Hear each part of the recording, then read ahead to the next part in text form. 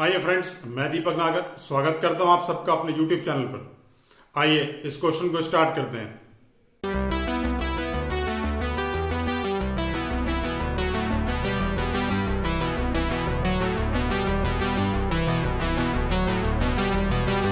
आइए question number 27 देखेंगे। Topic का नाम है not for profit organisation, DK Kohli class 12 की बुक में से।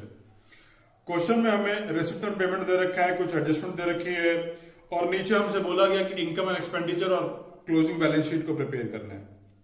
आइए इनका फॉर्मेट ड्रॉ कर लेते हैं।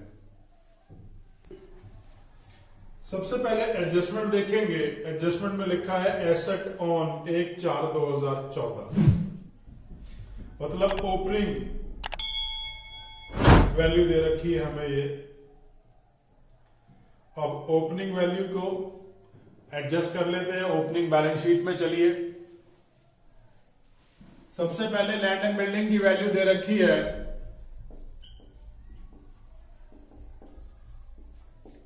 अमाउंट है 1,50,000।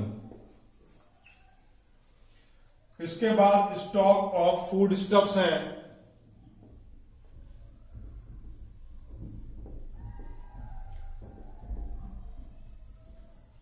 स्टॉक ऑफ फूड स्टफ्स की वैल्यू है 2,200। उसके बाद अनयूज्ड पोस्टेज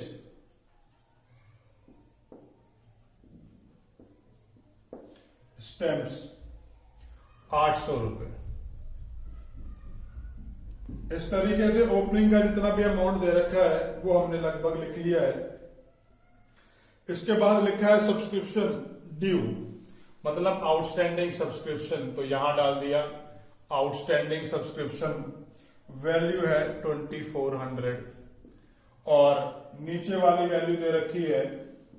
लेकिन उस सब्सक्रिप्शन के लिए एक बात ध्यान रखेंगे, उसने लिखा है फॉर 14/15, मतलब ये सब्सक्रिप्शन करंट ईयर की है, तो ये करंट ईयर वाली भी यहां प्लस करिए। अंदर नहीं डाली क्योंकि टोटल नहीं है, करंट ईयर का बैलेंस है। आइए आगे चलते हैं और अगली एडजस्टमेंट पढ़ लेते हैं। Stock of food stuffs, stock of food stuffs. अब स्टॉक ऑफ फूड स्टफ्स की वैल्यू है 3,800। उसके बाद अनयूज्ड पोस्टेज स्टैंप है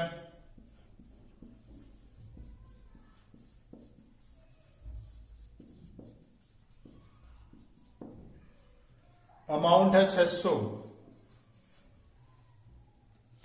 अब हमने यहां तक जितनी भी एडजस्टमेंट्स लिखी हैं उनका इफेक्ट भी जो है हैंड टू हैंड डाल लेते हैं।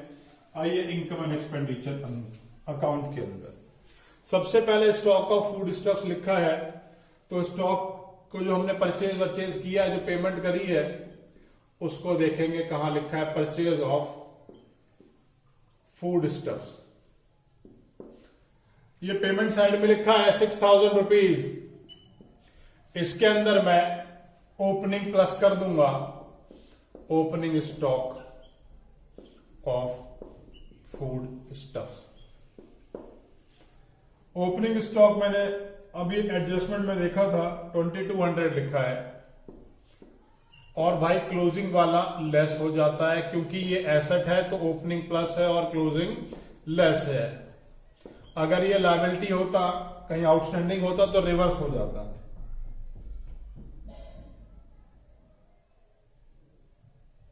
क्लोजिंग की वैल्यू 3,800 है। अब इन्हें प्लस माइनस कर लेता हूं, ये वैल्यू आ गई 4,400। आइए अब अनयूज्ड पोस्टेज स्टैंप की एडजस्टमेंट दे रखी है, तो उसे पूरी कर लेते हैं। To postage stamp, postage stamp का अमाउंट पेमेंट साइड में दे रखा है 3,000, क्योंकि पोस्टेज स्टैंप अगर अनयूज्ड है तो हमारे लिए एसेट होते हैं, और इनके एडजस्टमेंट में ओपनिंग और क्लोजिंग भी दे रखे हैं, तो ओपनिंग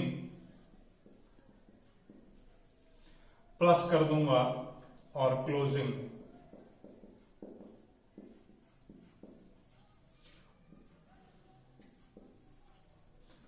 ओपनिंग की वैल्यू मेरे को दे रखी है 800 और क्लोजिंग की वैल्यू है 600। इन्हें प्लस माइनस कर लेते हैं और प्लस माइनस करके ये वैल्यू 3200 हो गई। इनका इफेक्ट ऑलरेडी बैलेंस शीट में मैं डाल चुका हूं। अब जो एडजस्टमेंट में रह गया जिसका इफेक्ट नहीं डाला है मैंने, वो है सब्सक्रिप्शन।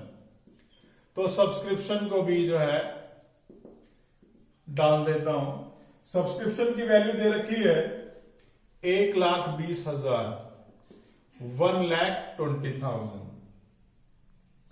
अब 1,20,000 सब्सक्रिप्शन की वैल्यू है।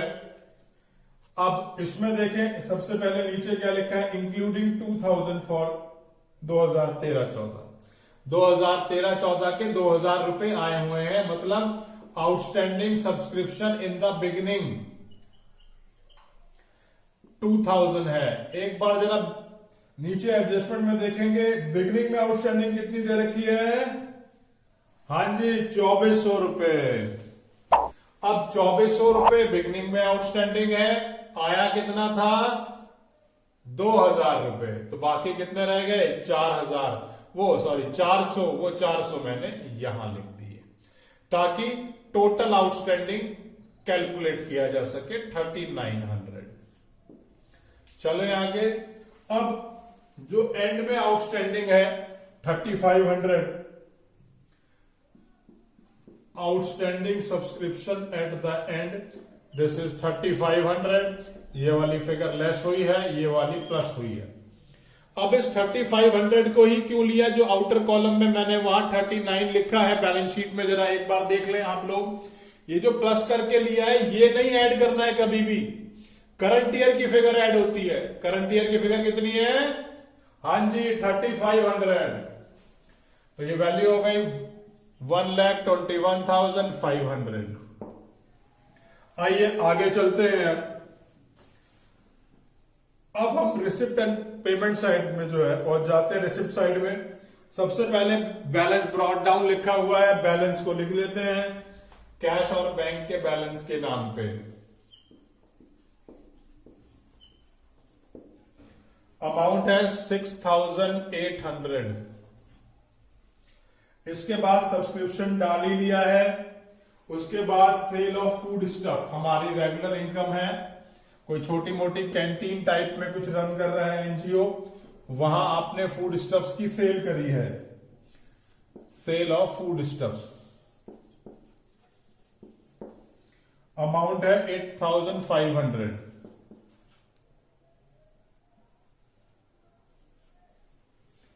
इसके बाद एंट्रेंस फीस है,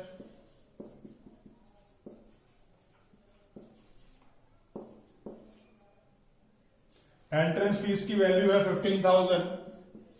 एंट्रेंस फीस के बारे में सॉरी कुछ नीचे कुछ लिखा हुआ है, उसने बोला 60% एंट्रेंस फीस को रिजर्व फंड में ट्रांसफर करेंगे। अब रिजर्व फंड कहां मिलता है? रिजर्व फंड मिलता है जी बैलेंस शीट में, मतलब 60% को कैपिटल बोल रहा है, तो बाकी 40% ऑफ 15,000 को रेवेन्यू इनकम बता रहा है। तो ये वैल्यू यहां पर हो गई 6,000। बाकी रिजर्व फंड को मैं क्लोजिंग बैलेंस शीट में शो कर दूंगा। रिजर्व फंड का एक हेड बनाया, उसमें प्लस कर लिया मैंने एंट्रेंस फीस 9,000। यहां मैंने क्या करा, एंट्रेंस फीस को दो हिस्सों में बांटा। एक हिस्सा उसने बोला रिजर्व में ऐड करना है, रिजर्व मतलब बैलेंस शीट की जो की बात कर रहा है वो। अब बैलेंस शीट में ऐड करना है, तो ये हिस्सा क्या हो गया? ये हिस्सा हो गया जी कैपिटल, और बाकी बचे हुए 6,000 वो हमारी रूटीन की इनकम हो गई, रिसिप्ट हो गए, इनकम हो गई, तो मैंने उसे इनकम साइड में शो कर दिया। आगे चलते हैं। उसके बाद लिखा है हायर ऑफ ग्राउंड, किसी ने हमारा ग्राउंड जो है हायर किया है किसी फंक्शन के लिए और किसी काम के लिए, और ये अमाउंट है 7,100। Next is by income from souvenir.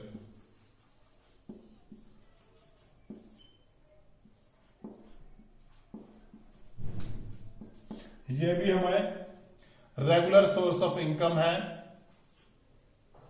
Next देखेंगे purchase of food stuffs, payment side में आ गया, वो तो हम ले चुके हैं। पोस्टेज स्टैंप भी ले चुके हैं। फर्नीचर परचेज लिया है। आइए फर्नीचर परचेज को लिख लेते हैं।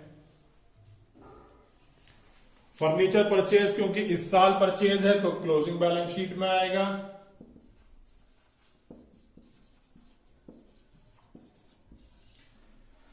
अमाउंट है 25,000।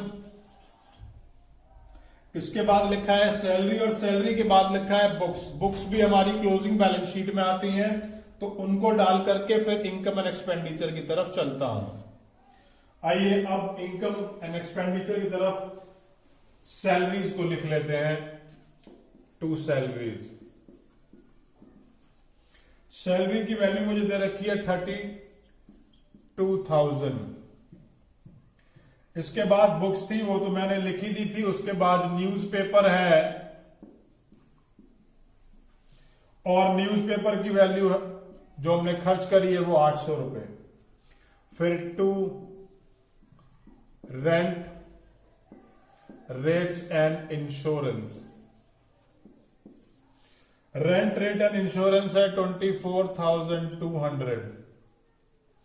नेक्स्ट इज सन्ड्री एक्सपेंसेस, तो 2 सन्ड्री एक्सपेंसेस, और ये वैल्यू है 4,000। इसके बाद है travelling expenses.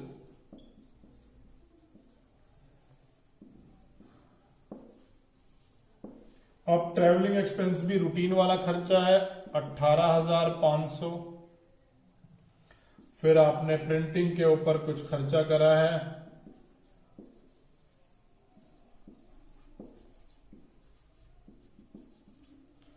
Printing of souvenir 9,200। और लास्ट में कैरेट डाउन लिखा है। कैरेट डाउन क्लोजिंग कैश और बैंक का बैलेंस है, उसको हमने बैलेंस शीट में ही लिखना है। Cash and bank balance amount है 15,200। अब जरा एक बारी चेक कर लेते हैं, कुछ हमारे पास ओपनिंग में कोई ऐसा एसेट हो जो क्लोजिंग में नहीं लिखा। ये देखिए लैंड एंड बिल्डिंग की वैल्यू जो है ओपनिंग में लिखी हुई है, लेकिन हमने इस साल में इसे बेचा भी नहीं है, तो इसे हमें क्लोजिंग में शो करना पड़ेगा। 1,50,000 प्लस स्टॉक है, अनयूज्ड भी है, आउटस्टैंडिंग भी है, और कैश का बैलेंस भी है। बाकी हमने सब कुछ डाल दिया है। अब यहां लास्ट एडजस्टमेंट एक बारी और पढ़ लेते हैं। उसने बोला जितना भी कोई सरप्लस आएगा वो उसका 20% हमें रिजर्व फंड में ट्रांसफर करना है। तो चलिए पहले टोटल लगा लेते हैं ताकि ये मालूम चल जाए कि भाई कितना रिजर्व फंड जो है वो आ रहा है। इस क्रेडिट साइड का टोटल जो है वो हमारा ज्यादा आ रहा है 1,65,100। क्योंकि ये ज्यादा है तो हमने इसे दोनों तरफ लिख दिया। अब इस साइड की टोटलिंग कर लेते हैं। ये आ रही है मेरी 96,300, और ये टोटल पूरा टोटल कितना है 1,65,100। इन दोनों का डिफरेंस जो है वो सरप्लस हो जाएगा।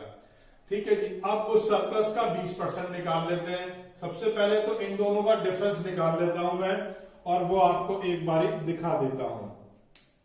इन दोनों का जो मैंने डिफरेंस निकाला वो आ गया 68,800। 60 यहां अकाउंट से बाहर थोड़ा सा समझा देता हूं। 68,800। अब इसको 2 हिस्सों में बांट लिया, एक तो 20% और एक 80%। 20% जब मैं इसका निकालूंगा तो वैल्यू आ जाएगी मेरी 13,760, और जब इसका 80% निकालूंगा तो वैल्यू आ जाएगी 55,040, 55,040। अब इन दोनों को अलग अलग लिखूंगा। इसको किस नाम से लिखा जाएगा?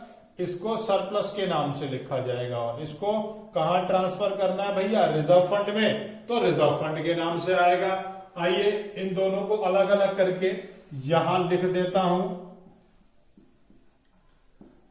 रिजर्व फंड में आपने डाला है उसका जो टोटल प्रॉफिट आया था, टोटल प्रॉफिट था मेरा 68,800, उसका 20% मैंने यहां लिखा 13,760, और बाकी जो पैसा था उसे मैं सरप्लस के नाम से लिखूंगा या excess of income over expenditure करते हुए लिखूंगा, और ये टोटल मैंने यहां डाल दिया। इस तरह से मैंने इनकम एंड एक्सपेंडिचर अकाउंट जो है वो क्लोज कर दिया है। अब चलते हैं देखो आगे। अब हम ओपनिंग बैलेंस शीट को एडजस्ट करेंगे।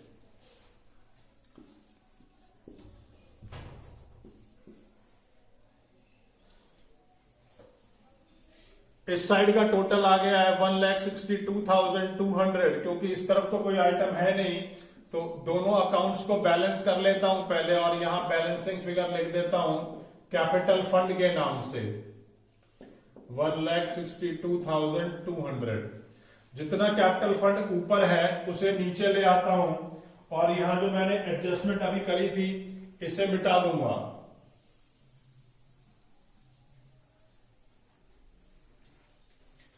अब ये कैपिटल फंड मैंने ऊपर से यहां नीचे ले लिया है। कैपिटल फंड का अमाउंट है 1,62,200। इसमें जो सरप्लस का पैसा था वो मैंने प्लस कर लिया